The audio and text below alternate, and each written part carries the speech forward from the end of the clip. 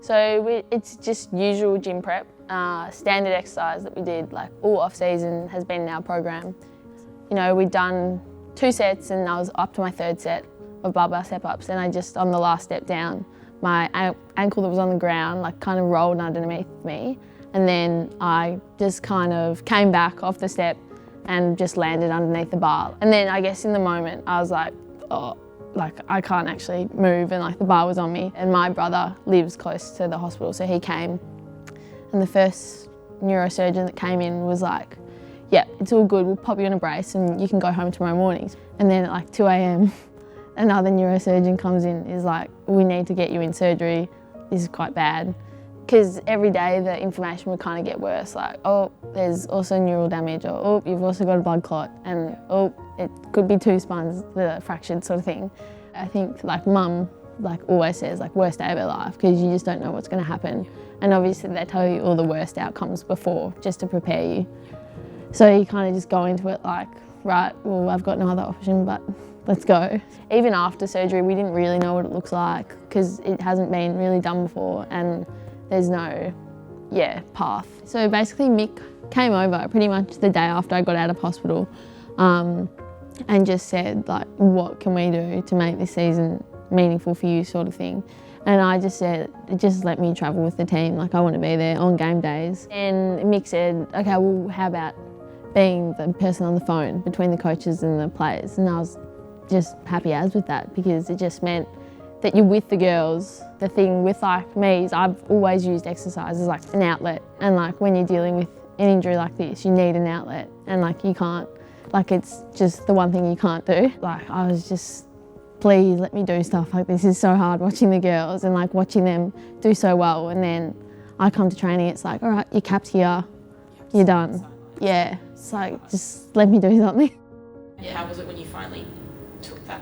It looked like you'd already run before, actually. Had you already No, I hadn't. This is the thing. Did everyone say that? Yes, everyone was saying to me, how many sneaky runs have you been on? I was like, I'm not going to do, with an injury like this, I'm not going to like, I'm not that sneaky, sort of thing. Like, obviously I'd run up and down the hallway at home, but it wasn't like I'd gone for like a run. It's like, I hadn't done any of that sort of thing. Oh, it was so good. I mean, the most awkward probably moment of my life, doing it in front of everyone.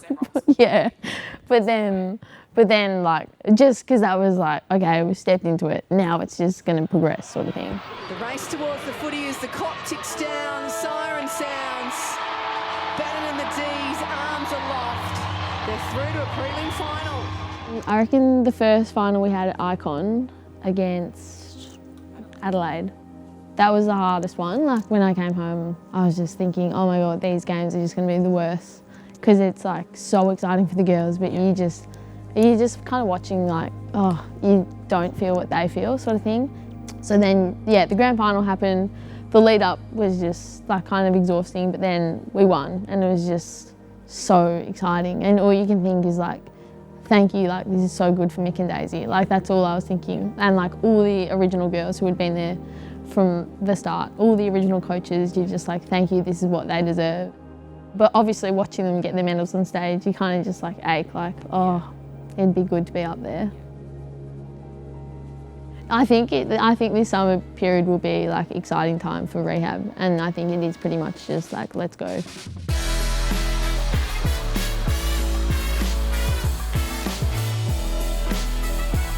Tomorrow is exactly 12 months from when I broke my back. It's just an unexpected surprise to be able to fully train today, and very nice gesture from Mick and Sammy to let me burn my pink rehab bib.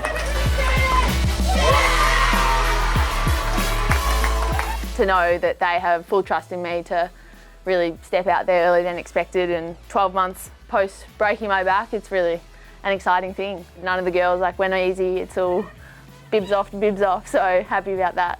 Have loved being back into match play. The second practice match was far more fun than the first one. The first one was a lot, I was just overthinking everything, and it was hard not to, because it was the first game back, and there was that kind of, you know, expectation that I put on myself of how I wanted to play. So it was good walking off the first game and thinking, all right, that's done, now I can just play footy. We'll announce, I guess, the team of 21. I'm not going to talk through the lineup, but we'll just announce 2 wins from last time we played. The first one will be Eliza McNamara. For us in the hospital after the operation. And I think I tried to broach the topic of not playing again, or having to think about what she was going to do. But I was told really quickly that she would be playing this season, and that she would turn up to pre-season fitter and stronger than she's ever been. And true to her word, and true to her work ethic, she's done exactly that. And again, our gratitude to you guys, all the support staff, all the coaching staff who've got her there, because she hasn't done it by herself. She's clearly done it with the support of all of you, so thank you.